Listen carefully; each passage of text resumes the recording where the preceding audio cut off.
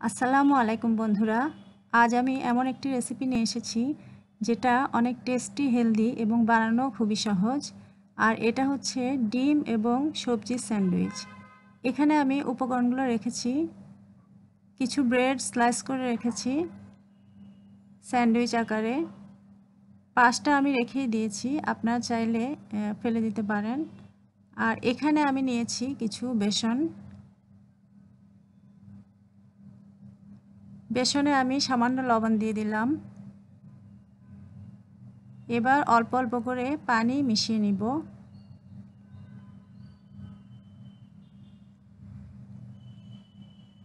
আমি একটা বিটার দিয়ে আস্তে আস্তে করে মেশাচ্ছি, আপনারা চাইলে কাঁটা চামচ দিয়েও করতে পারেন। খুব ভালো করে মিশিয়ে নিতে হবে, যেন খুব ঘন থেকে না যায় আবার পাতলাও না হয়। রেডি হয়ে গেছে বেসন।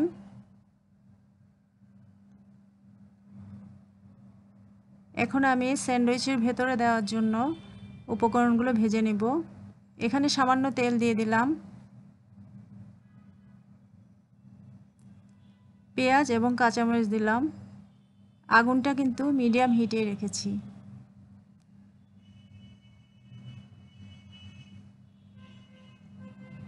এবার একে একে সবজিগুলো দিব।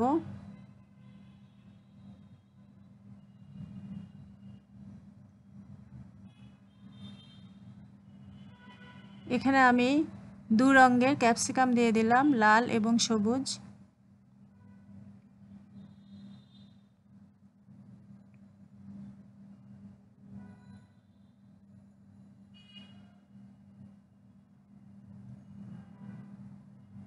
এবার সামান্য লবণ দিয়ে দিলাম এবং হলুদ দিয়ে দিলাম। এবার খুব ভালো করে নেড়ে নিব।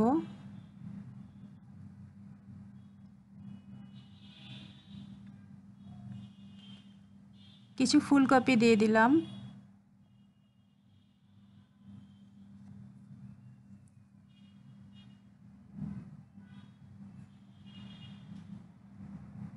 এবার দিচ্ছি কিছু পেঁয়াজের পাতা কুচি করে।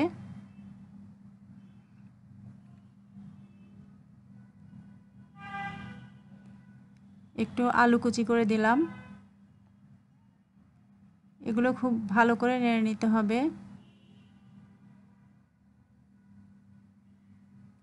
এবার কিছু টমেটো দিয়ে দিলাম।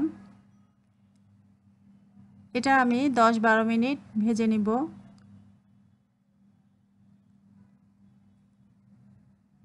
এবার ডিম ছিটিয়ে দিলাম।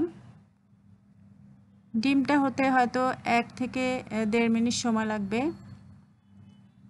আপনারা চাইলে অন্যান্য সবজিও দিতে পারেন, কারণ হচ্ছে সব সিজনে কিন্তু সব সবজি পাওয়া যাবে না। ভাজা হয়ে গেছে।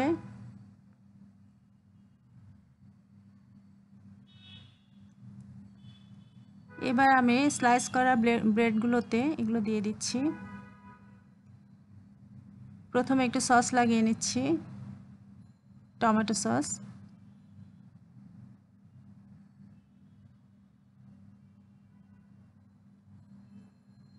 আর আরেকটা অংশে লাগিয়ে নিচ্ছি চিলি সস। এটা কিন্তু বাসায় খুব সহজেই তৈরি করা যায়।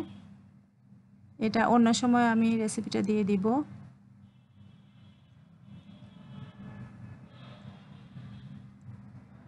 এখানে আমি ডিম এবং সবজির ভাজিটা দিয়ে দিচ্ছি।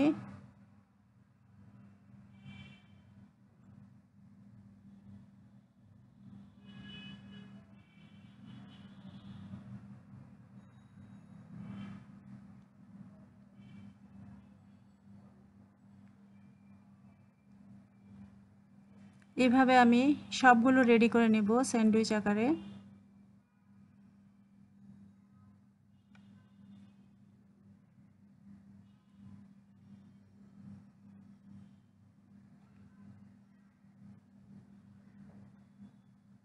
এরপর আমি গুলে রাখা বেসনে ডুবিয়ে এগুলো তেলে ভেজে নেব।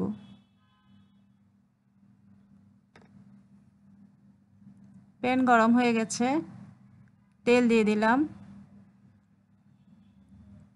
এবার স্যান্ডউইচগুলো বেসনে ডুবিয়ে এখানে ভেজে নেব।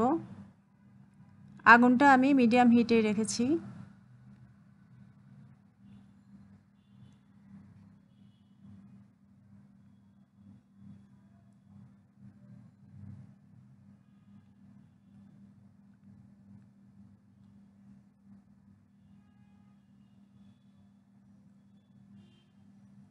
বেসনে ডুবিয়ে দিয়ে দিলাম তেলে। এটা একটা পাশ ভালো করে হয়ে গেলে তারপর আমি উল্টে দিব। হয়তো 1 মিনিট সময় লাগতে পারে বা আর একটু বেশি।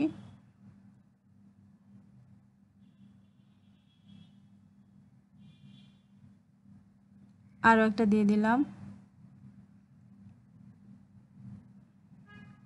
এক পাশ ভাজা হয়ে গেছে, আমি উল্টে দিলাম। এভাবে আমি সবগুলো স্যান্ডউইচ ভেজে নেব। দেখতে পাচ্ছেন আপনারা কত সুন্দর হয়েছে। আপনারা চাইলেই কিন্তু এটা বাসায় বানিয়ে নিতে পারেন বিকেলের নাস্তায় অথবা বাচ্চাদের টিফিনে। এটা কিন্তু খুবই অসাধারণ রেসিপি। আপনারা নিশ্চয়ই বাসায় ট্রাই করবেন। অনেক ধন্যবাদ সবাইকে।